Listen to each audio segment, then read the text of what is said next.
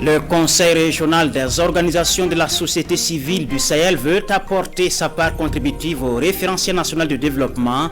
Ce matin, les membres de ce conseil étaient réunis à Dori pour la réflexion à cet effet. Nos reporters sur place nous donnent des nouvelles sur les travaux de ce conseil dès le début de ce journal.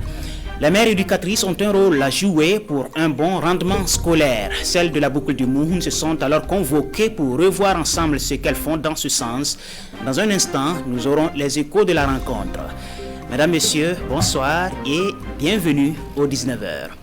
Ceci dit, le Conseil régional des organisations de la société civile du Sahel était réuni ce matin à Dori pour une conférence régionale. Cette rencontre était le lieu de mettre ensemble des idées qui pourraient contribuer à l'élaboration du nouveau référentiel national de développement, celui qui est appelé à succéder au PNDS.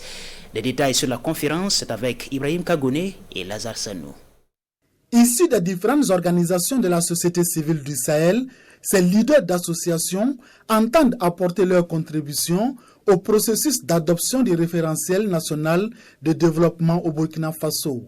Ici au Sahel, les OSC mènent déjà des activités allant dans le sens de la redevabilité sociale. De plus en plus, on voit que la population participe à ces activités. Au début, on triait sur volet, mais actuellement, quand on lance, les gens, on sent que de plus en plus que les gens sont intéressés. Les gens interpellent de plus en plus les autorités sur certains aspects. Durant les mois passés, nous avons beaucoup amené, par exemple, le maire de Dori à faire face à sa population sur l'assainissement, sur le civisme fiscal et bien d'autres thèmes de redevabilité. Je pense aussi que le conseil régional aussi s'était prêté à cet exercice il n'y a pas très longtemps. Le nouveau référentiel devrait pouvoir orienter le développement dans tous les secteurs de la vie nationale, surtout dans les domaines de la santé, l'éducation et les infrastructures. Cette conférence régionale des OSC est une activité du projet de gouvernance économique et de participation citoyenne mise en œuvre depuis 2016 par l'État burkinabé et la Banque mondiale. Des hommes et des femmes, jeunes et moins jeunes, tous mobilisés pour une journée de nettoyage du marché Oscar Yar à Ouagadougou. Les participants à cette activité répondaient à l'appel de l'association ABPEC pour un coup de balai dénommé Tenaille de salubrité à Oscar Yar. Nous avons passé du temps avec les balayeurs d'une matinée. Suivez ce reportage.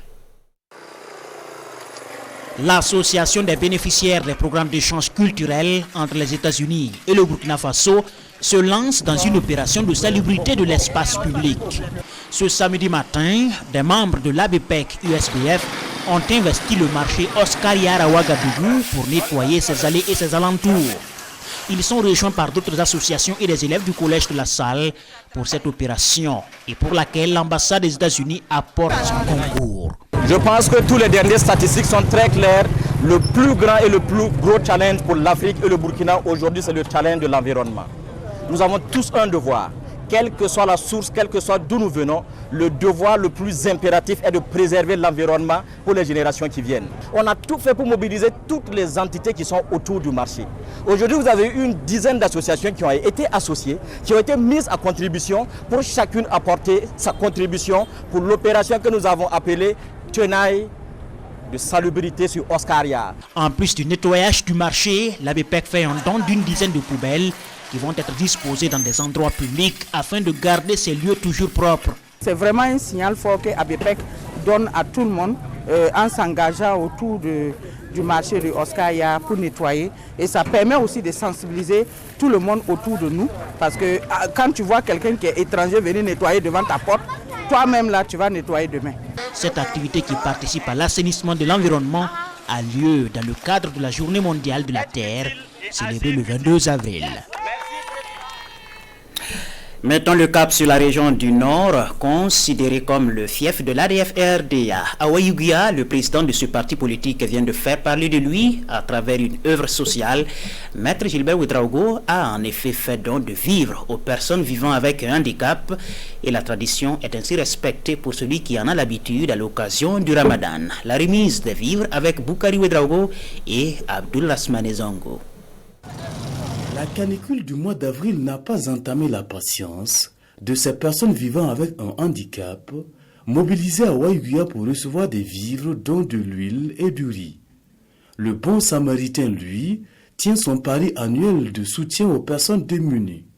À chaque mois de jeûne, je participe à ma manière en accompagnant justement les personnes, les groupes vulnérables. En dehors du sucre que nous offrons, nous accompagnons également les personnes vivant avec un handicap, avec de quoi pouvoir se nourrir pendant cette période.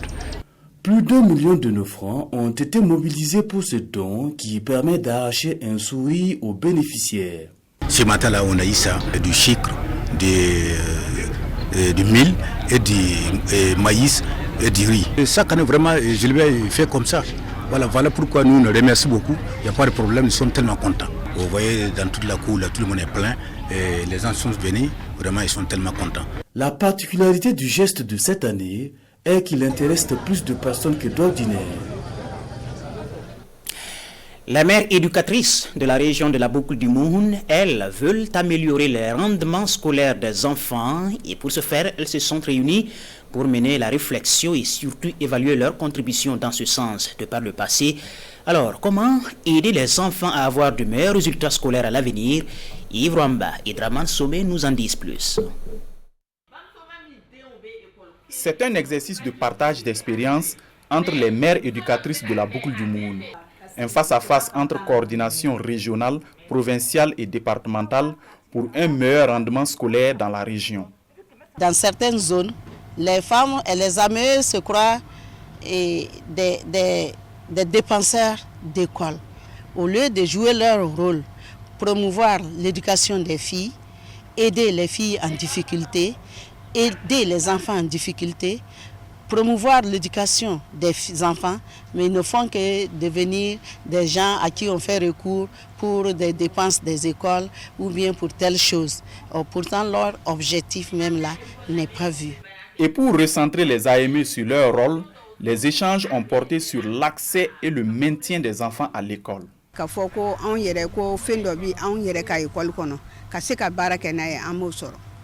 Nous n'avons pas encore d'aide. Nous nous cotisons pour aider les enfants en difficulté, surtout les filles. Chaque 2 semaines, nous allons à l'école nous renseigner sur le travail des élèves. Nous encourageons les plus faibles. Nous sensibilisons aussi les mamans à privilégier les études des enfants vis-à-vis des travaux domestiques, mais elles ne nous écoutent pas. L'appui du ministère de l'Éducation a également fait l'objet de discussions avec en toile de fond l'autonomie financière des AME. Une nuit pour les isticiens. Nous parlons des élèves de l'Institut des sciences et techniques de l'information et de la communication. Le bureau des élèves de l'ISTIC a organisé ce samedi une soirée qui a été le lieu de rencontre entre les élèves et des entrepreneurs. Question de susciter le goût de l'initiative privée pour les futurs professionnels de l'information et de la communication. Césaire Carrefour, bienvenue dans ça. Un défilé de mode avec des tenues créé par des étudiants de l'Institut des sciences et techniques de l'information et de la communication et d'ailleurs le portrait d'une ancienne étudiante de l'ISTIC devenue cadre d'une entreprise. Des devanciers qui partagent leurs expériences dans le domaine de l'entrepreneuriat. Tout ceci pour susciter en ces étudiants le goût de l'auto-emploi.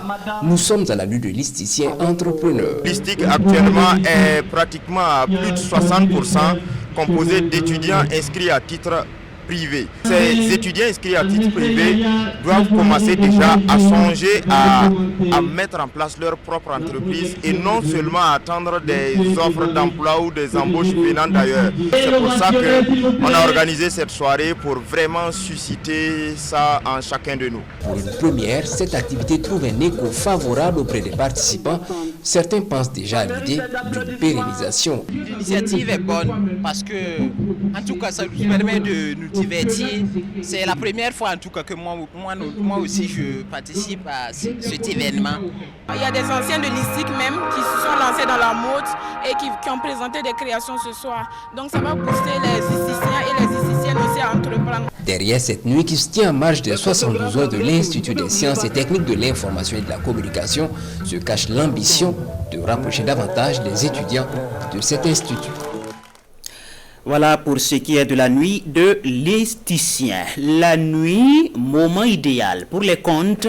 Dans le Salmatenga, les élèves à l'école primaire peuvent aussi apprendre à compter à Morée à travers un concours provincial, voilà, qui leur permet de rivaliser en talent. La 15e édition du concours des comptes à Morée à l'école primaire s'est refermée ce week-end. Pascal Tapsoba et Yakuba Kouala. Demi Oumoul Koulsoum de l'école franco-arabe El Aramani remporte la finale du concours de compte des 3 circonscriptions d'éducation de base de la commune de Kaya. Parmi 22 autres élèves, Demi Oumoul Koulsoum convainc le jury en comptant sur la nécessité du pardon dans notre société. Organisé par l'association pour la promotion de la culture dans le Salmatenga, ce concours de compte vise l'enracinement de nos valeurs culturelles à travers les élèves de 9 à 15 ans. À partir de la base, là, nous pouvons faire la relève. Ce que nos grands-parents nous ont appris il y a des années.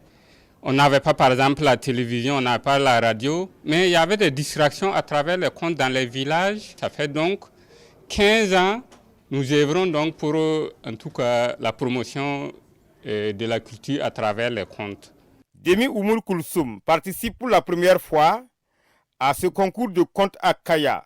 Elle est la lauréate de ce concours. Aujourd'hui, j'ai remporté la finale des contes.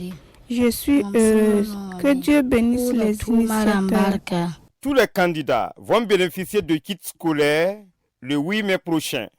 Les 3 premiers vont recevoir en plus un vélo chacun. C'est la fin de cette édition. Merci pour votre attention. Wenda Tanatil Kaori vous retrouve tout à l'heure pour le 20h. Très bonne soirée sur la RTB.